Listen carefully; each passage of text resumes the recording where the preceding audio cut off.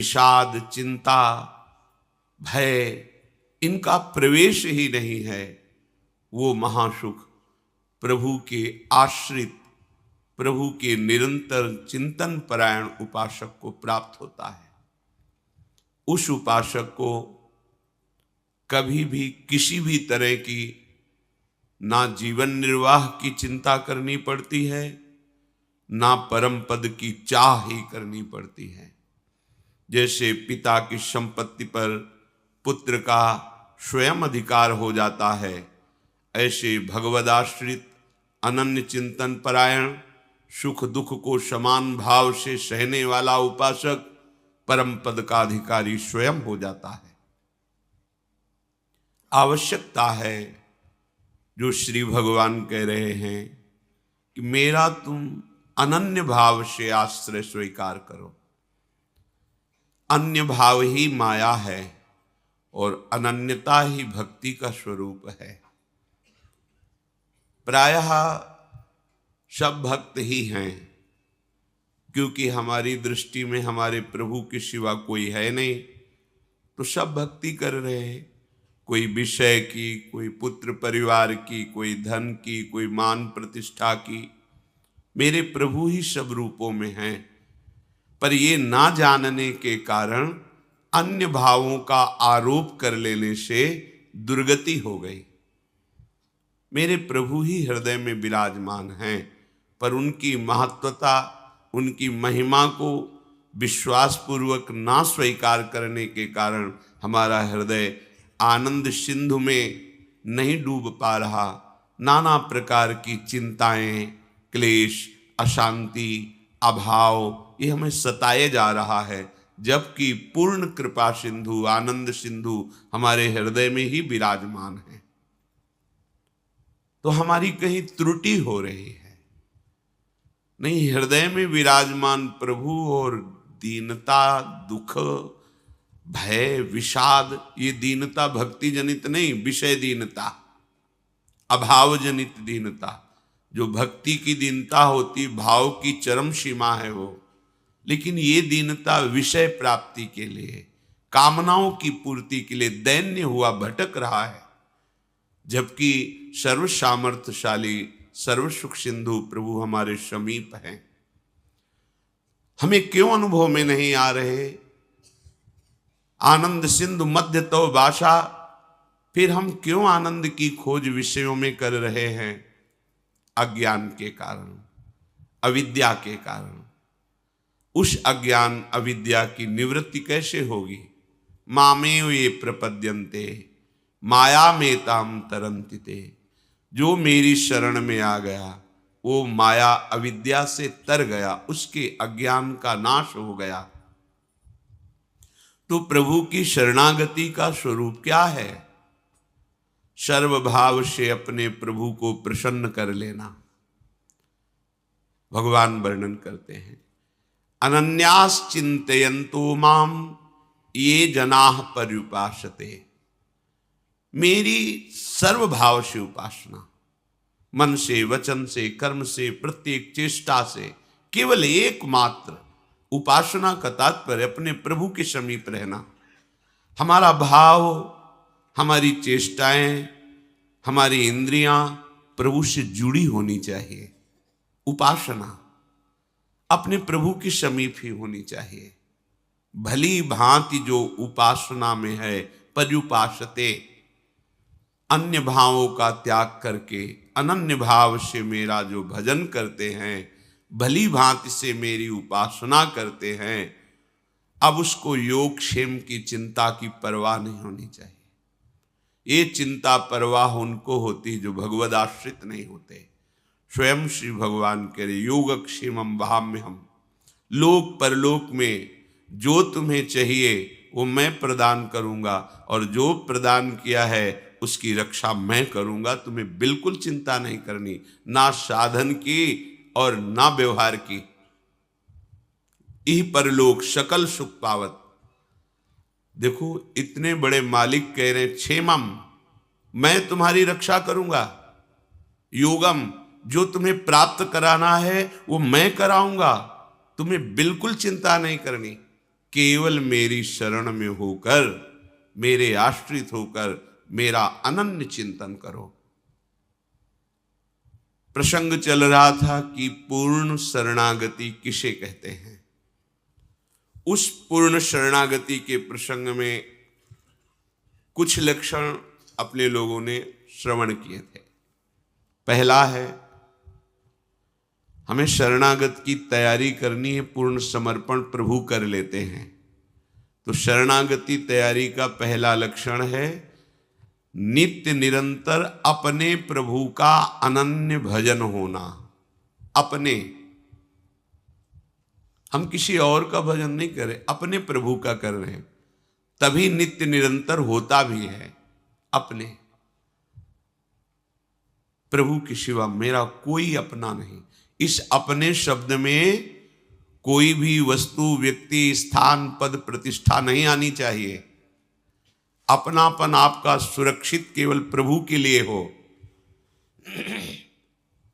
हम लोग यहां चूक कर बैठते हैं, किसी न किसी को अपना मान लेते हैं। अपना धन, अपना जन, अपना बल, अपना ज्ञान, अपनी तपस्या, अपना व्रत, अपना नियम। कोई बिरला ही होता है जो केवल प्रभु को अपना मानता है, अपनापन केवल प्रभु को। फिर तो बात बन गई। फिर तो मतलब ऐसी जीवन में दिव्यता आएगी कि आप खुद अनुभव करेंगे। शब्द याद कर लीजिए, अपनापन केवल प्रभु से। दूसरा कोई अपनेपन को ना लेने पावे, यही हमारी सावधानी है। पर हमारे हृदय में जांच करके देखा जाए तो सब जगह अपनापन हो सकता है, लेकिन प्रभु से नहीं। तो कैसे जांच की जाती है हृदय की, जिससे हम ये जान पावें कि प्रभु से अपनापन है या किसी वस्तु, व्यक्ति से? तो जिसके मिलने से प्रभु का विस्मरण हो जाए तो उससे विशेष अपनापन है, क्योंकि उससे कम अपनापन वाले को हम भूल जाते हैं, ज्यादा अपनापन वाले की स्मृति आ जाती है। यदि किसी व्यक्ति, वस्तु, पद, प्रतिष्ठा, स्थान की प्राप्ति पर अपने प्राण प्रीतम प्रभु का विस्मरण हो जाए तो अभी अपनापन हम पूरा नहीं दे पाए। प्रभु छोटे हो गए, उनका अपनापन कम हो गया और संसार के संबंध, भोग सामग्री, यश, कीर्ति, प्रतिष्ठा ये ज्यादा हो गए। हृदय में देखो, प्रभु के समान केवल प्रभु ही हैं और हमारा अपनापन केवल उनके लिए है। ये बहुत बड़ी महिमामयी शरणागति की बात है। पहला है नित्य निरंतर अपने प्रभु का अनन्य भजन होना। फिर दूसरा है प्रभु को ही अखिल विश्व रूप में प्रकट भावना में देखना, मेरे ही प्रभु। इनकी व्याख्या हो चुकी है। तीसरा है आपसे जितनी चेष्टाएं हो रही हैं, आप यंत्रवत कर रहे हैं, आपके यंत्री, चलाने वाले प्रभु हैं। मैं कुछ नहीं कर रहा, मेरे द्वारा जो कुछ करा रहे हैं वो प्रभु करा रहे हैं। बीच से स्वीकार मत करना, क्रम से स्वीकार करना, नहीं तो आपको भ्रम हो जाएगा। कैसे भ्रम? आपने ये बात स्वीकार कर ली केवल अपनी बुद्धि से कि जो कुछ करा रहे हैं प्रभु करा रहे हैं, फिर अब विधि निषेध की क्या बात रह गई? फिर तो हम जो पापाचरण कर रहे हैं, भोग कर रहे हैं, हिंसा कर रहे हैं, चोरी कर रहे हैं, खान पान गलत कर रहे हैं, तो बोले आपने ही कहा था प्रभु जो करा रहे हैं वही हो रहा, तो वही हो रहा है। इसका मतलब आपने शरणागति का सिद्धांत समझा नहीं, बीच से केवल बात पकड़ ली है। इसीलिए कह रहे सावधान। जब वो नित्य निरंतर अपने प्रभु का भजन करता है और विश्व को अपने प्रभु का रूप समझता है तो पापाचरण किससे होगा? इसीलिए तीसरी लक्षण वृत्ति में रखा गया है कि वो अनुभव करता है कि मेरे द्वारा जो कुछ हो रहा है वो मेरे आराध्य देव करा रहे हैं। चौथा, प्रभु को ही सबसे बढ़कर एकमात्र अपना प्राण प्रियतम अनुभव करना। प्रभु की जगह केवल प्रभु, दूसरा कोई नहीं। पांचवा, अपने प्रभु पर पूर्ण विश्वास। छठवां, सर्वदा सर्वथा अपने प्रभु के अनुकूल ही आचरण होना। सिद्ध शरणागत में होते हैं, साधक शरणागत इसको आदर्श मानकर चलता है। श्री कृष्ण अनुकूल लेन, कभी वो अपने प्रभु के प्रतिकूल आचरण नहीं कर सकता। प्रभु के अर्थात जो भगवान ने आदेश किया है श्रीमद् भागवत जी में, गीता जी में और संतों की, गुरुदेव की वाणी में बैठकर, कभी उसके प्रतिकूल आचरण उससे नहीं होते। सातवां, सब कुछ प्रभु का समझना और प्रभु से कभी कुछ ना चाहना।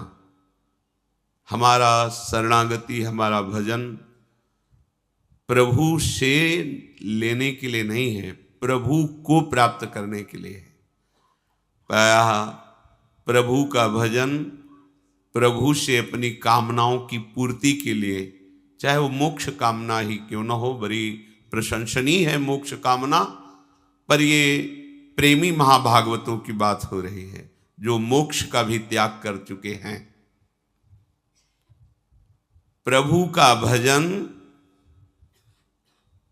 केवल प्रभु के लिए करना। अब जब हमारा शरीर, मन, जीवन प्रभु को समर्पित है, तो जिनके प्रति समर्पित है उन्हीं के लिए भजन करना। ये तो समर्पित है जीवन। अब हमारा कुछ बकाया ही नहीं रहा, जो कुछ हमारा अपनापन था वो सब प्रभु के चरणों में समर्पित है। तो सिद्ध पुरुष में ऐसी वृत्ति रहती है, पर साधक को ऐसी धारणा करनी पड़ती है। सब कुछ प्रभु का समझना और केवल प्रभु के लिए ही भजन करना, प्रभु से कुछ नहीं चाहना। तो लगेगा फिर क्या भजन का आनंद हुआ?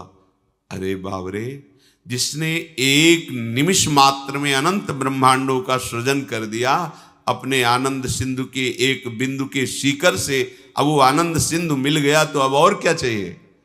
कोई चाह ही नहीं रह जाएगी। उस स्थिति में तो आइए। आठवां, प्रभु के प्रत्येक विधान में परम प्रसन्न होना। अब इसकी व्याख्या है। अभी तक जो सूत्र बोले कल इनकी चर्चा हुई थी।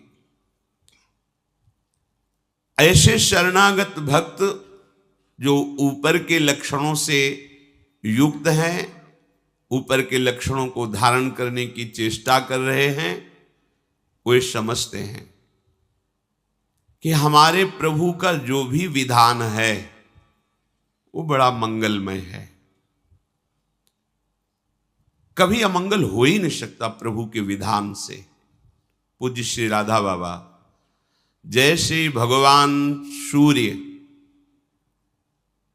उपस्थित है तो अंधकार ढूंढने पर भी नहीं मिलता, तो हम भगवान सूर्य को अगर ऐसा कहें कि तुम्हारी ताकत हो तो अंधकार करके दिखाओ, तो वो असमर्थ है, क्योंकि वो जब सामने होंगे तो अंधकार टिकेगा ही नहीं। ऐसे ही अगर विनोद की भाषा में भगवान से कहें कि तुम्हारी ताकत हो तो अमंगल करके दिखाओ, तो भगवान कभी अमंगल कर ही नहीं पाएंगे, उनकी सामर्थ्य नहीं। अमंगल हम करते हैं और मंगल भगवान करते हैं। कैसे? भगवान जब कभी क्रोधित हुए दिखाई देते हैं और उनका वध करते हैं, तो उनको वो परम पद मिलता है जो ऋषि मुनि साधना करके प्राप्त करना चाहते हैं। क्या हुआ? अमंगल हुआ क्या? अरे महामंगल हो गया। तो मंगल भवन प्रभु को अगर कह दिया जाए कि तुम्हारी ताकत हो तो अमंगल करके दिखा देना, तो एक विनोद की भाषा में कह सकते हैं कि भगवान की ताकत ही नहीं कि अमंगल कर सके, क्योंकि वो मंगल भवन है। जैसे सूर्य की ताकत ही नहीं कि वो अंधेरे का दर्शन करा दे, वो चले गए तो अंधकार छा जाएगा। जब तक सूर्य है तो अंधकार नहीं छाएगा। ऐसे जिसके जीवन में भगवान की शरणागति उतर गई, अब हर विधान मंगलमय है। हर विधान एक मंत्री प्रभु का भजन करते थे और शरणागति के सूत्र को अच्छी तरह समझते थे, तो कुछ भी वो कह देते भगवान की बड़ी कृपा। तो एक दिन राजा शिकार खेलने के लिए जाते ही हैं, जो प्रजा के नाशक पशु हैं, जो रुग्ण पशु हैं, जिनके द्वारा संक्रामक रोग फैलते हैं, उनको वध करके प्रजा को सुरक्षित रखते हैं। उनका शिकार खेलना स्वाद के लिए नहीं होता, प्रजा रक्षा के लिए होता है। मंत्री भी साथ थे, तो किसी पशु का पीछा किया और बड़े आवेश में आए, सावधान नहीं रहे तो प्रत्यंचा से अंगूठा कट गया। उनका मंत्री अंगूठा कट गया, उनको भगवान ने बहुत अच्छा किया, बड़ी कृपा। उनके ये शब्द ही थे, क्योंकि जानते थे भगवान का प्रत्येक विधान परम मंगलमय होता है। बड़ा गुस्सा आया उनका, दुष्ट कहीं का, तो हमारा मंत्री है दुश्मन है, हमारा अंगूठा कटा, तो कहता भगवान ने बहुत अच्छा किया, बड़ी कृपा हुई, इसको बंदी बनाया जाए और तुरंत कड़ी सजा के द्वारा इसे जेल में रखा जाए। राजा का आदेश। उनका बड़ी कृपा महाराज, भगवान की बड़ी कृपा, बहुत अच्छा किया भगवान। पागल हो गया है मंत्री, मंत्री पद से हटा के इसे जेल में रख रहे, कह रहा भगवान ने बहुत अच्छा किया, बड़ी कृपा। कुछ दिन बाद वैद्यों के द्वारा अंगूठा ठीक हुआ। स्वभाववश फिर शिकार खेलने के लिए गए। एक पशु का पीछा किया, जो राज सैनिक थे वो जंगल की गलियों में पीछे रह गए और वो आगे निकल गए पशु का पीछा करते हुए। उधर कोई बलशाली राजा के परिकर बलि देने के लिए पुरुष की खोज कर रहे थे। भद्रकाली को प्रसन्न करने के लिए नर बलि का उन्होंने संकल्प लिया था। ये मिल गए राजा, इनको ले गए, स्नान आदि करा के जब पुरोहित के सामने ले गए जहां बलि दी जाती थी, तो पुरोहित ने सर्वांग पुष्टता का निरीक्षण किया कि सर्वांग पुष्ट है कि नहीं। तो देखा तो अंगूठा कटा हुआ था। उन्होंने कहा ये अंग भंग पुरुष की बलि नहीं दी जाती, छोड़ो इसको, छोड़ दी। अब वो मनाए कि बात तो सही थी, अगर भगवान कृपा करके अंगूठा ना काटते तो आज गला कट जाता। मंत्री ने ठीक कहा था, भगवान का हर विधान मंगलमय होता है। वापस आए, मंत्री को सादर बुलाया और कहा आप जो कहते हैं आज मुझे समझ में आया, अगर मेरा अंगूठा ना कटा होता तो मेरा गला कट जाता। पूरी बात बताई। आप कहते हैं भगवान की बड़ी कृपा, भगवान ने अच्छा किया, ये बात तो समझ में आ गई, लेकिन तुम मंत्री पद से हटा करके कड़ी सजा भोग रहे हो जेल में, इसके लिए भी कहा भगवान की बड़ी कृपा, भगवान का मंगल विधान, इसमें क्या कृपा आपने देखी? तो उनका महाराज सैनिक भले पीछे रह जाते, लेकिन जहां आपका घोड़ा होता वहां मेरा होता। आप बंदी बनाए जाते और मैं बंदी बनाया जाता। आपका तो अंगूठा कटा था, आप बच जाते, लेकिन मेरी बलि चढ़ जाती, इसलिए भगवान ने मुझे जेल में रख दिया। भगवान की बड़ी कृपा। जो भक्त होता है वो हर विधान और निश्चित परम कृपा छुपी होती है। अपने को लगता है कि भगवान ऐसा क्यों किए, ऐसा क्यों किए, लेकिन उनके विधान में परम मंगल होता है। कई बार प्रताप राय जी के चरित्र में उदाहरण में दिया है, बड़े ही निर्मल भागवत गृहस्थ भक्त थे। उनके कुल परंपरा में जीवन यापन के लिए एक वृत्ति थी कि जैसे आपको कोई काम है तो आप अपना आभूषण रख जाइए और पैसा ले जाइए, और फिर ब्याज सहित पैसा दे जाइए और आभूषण ले जाइए।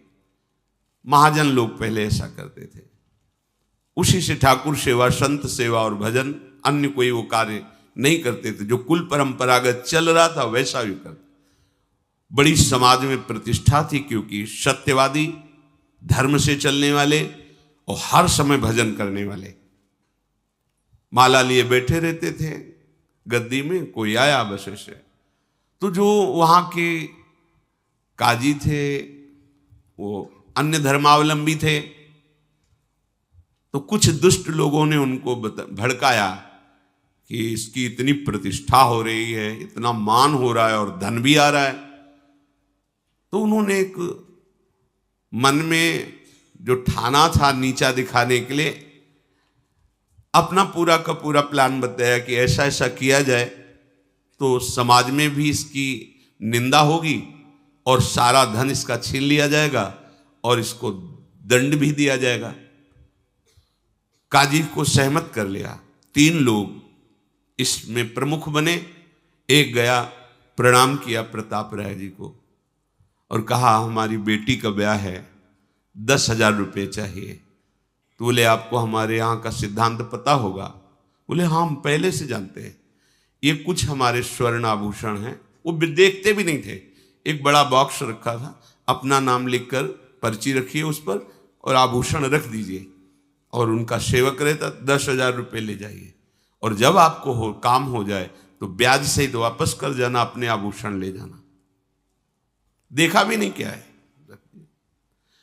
थोड़ी देर बाद दूसरा आया, हमारे घर में खाने को भी नहीं है, हमें अर्थ चाहिए, तो हमारे स्वर्ण आभूषण ये हैं, आप बिल्कुल 10,000 3 लोग ले गए और अपने आभूषण ऐसे रख गए पर्ची लगा।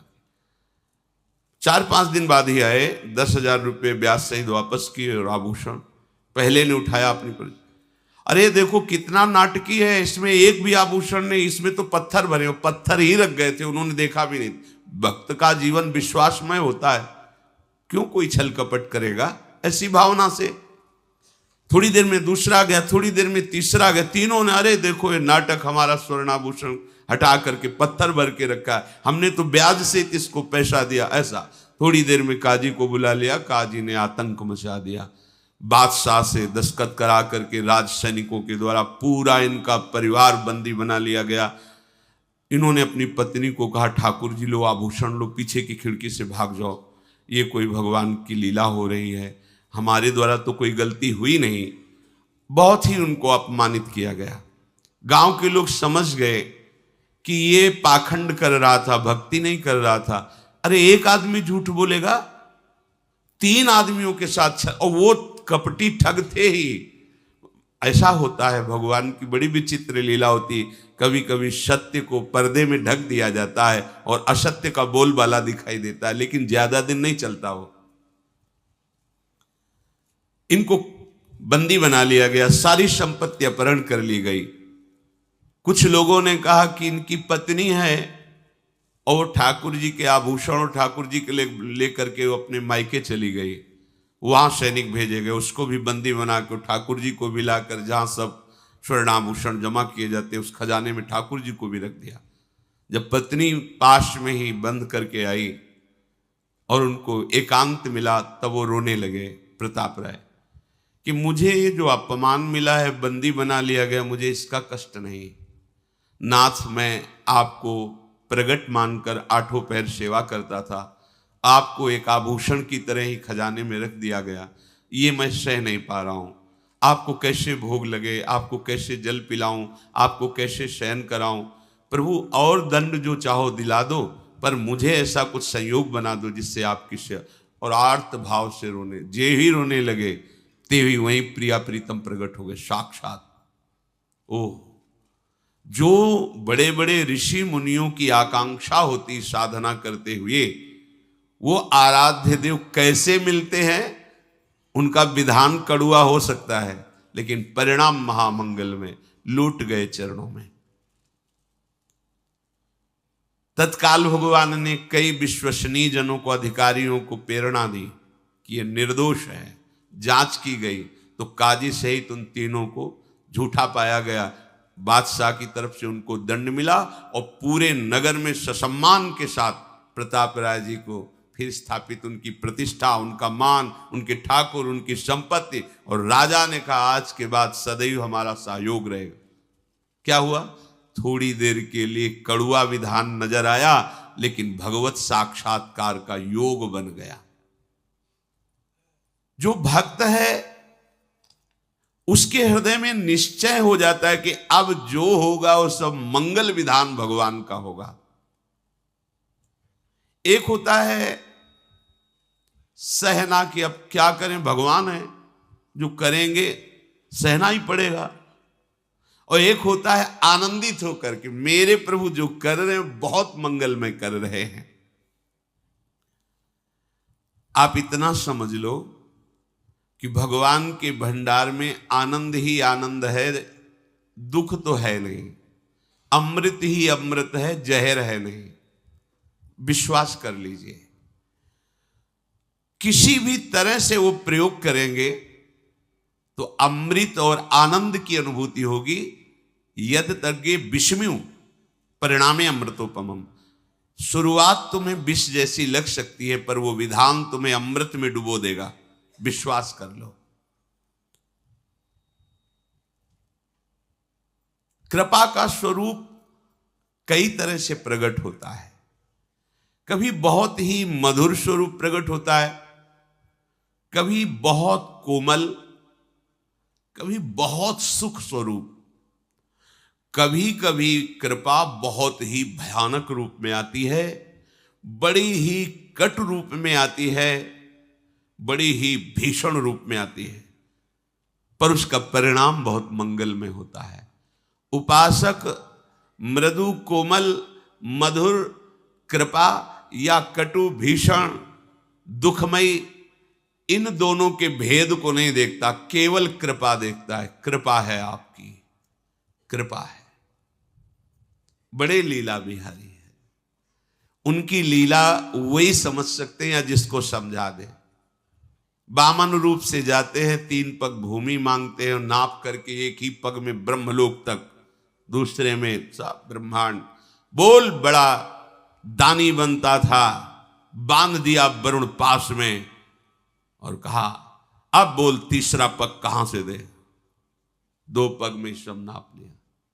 ये बड़ी भीषण कृपा का स्वरूप है।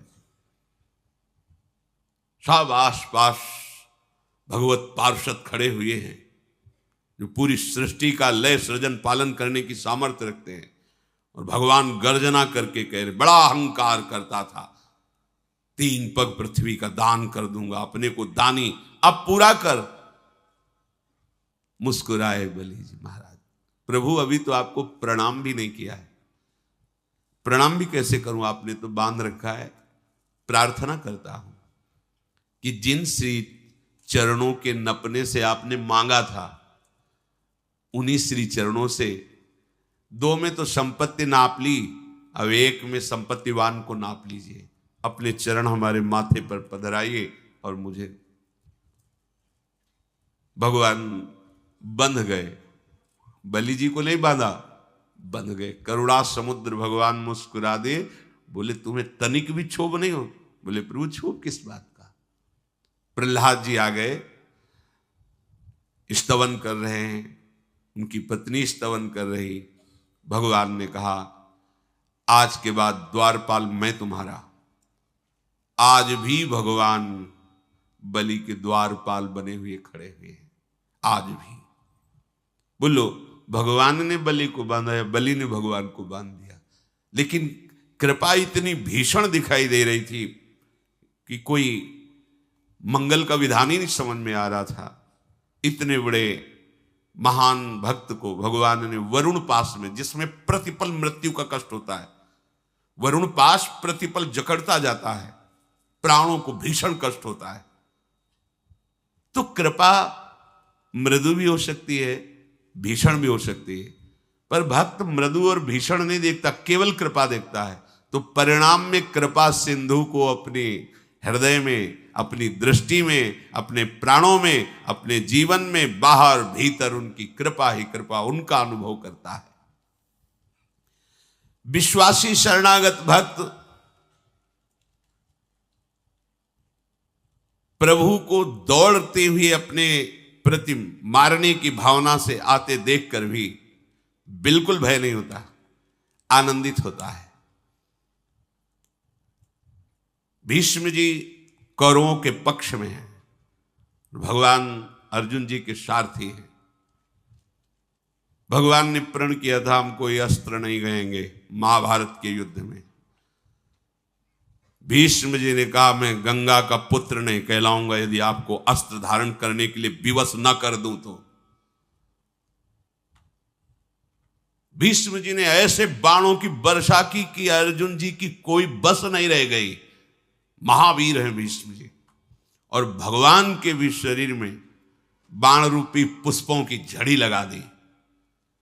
अर्जुन को, भगवान को अपने बाणों की परवाह नहीं। जब अर्जुन को देखा कि ना तो प्रत्यंचा चढ़ा पा रहे हैं, क्यों जे भी प्रत्यंचा पे काट दिया था, प्रत्यंचा काट दी, हर जगह से असमर्थ कर दिया अर्जुन को। कूद पड़े रथ से, उठाया रथ का पहिया और भागे भीष्म को मारने के लिए। ये देखो कृपा, अपनो परण विशार भगत को पूरो परण निभाऊं। भीष्म जी ने धनुष बाण रख दिया और घुटने टेक कर हाथ जोड़कर बैठ गए और कहा, ए ही पुंडरी काक्ष देव देव नमोस्तुते, मामद्य सात्वत श्रेष्ठ पातयस्व महाहवे, त्वया हि देव संग्रामे हतस्यापि ममानघ,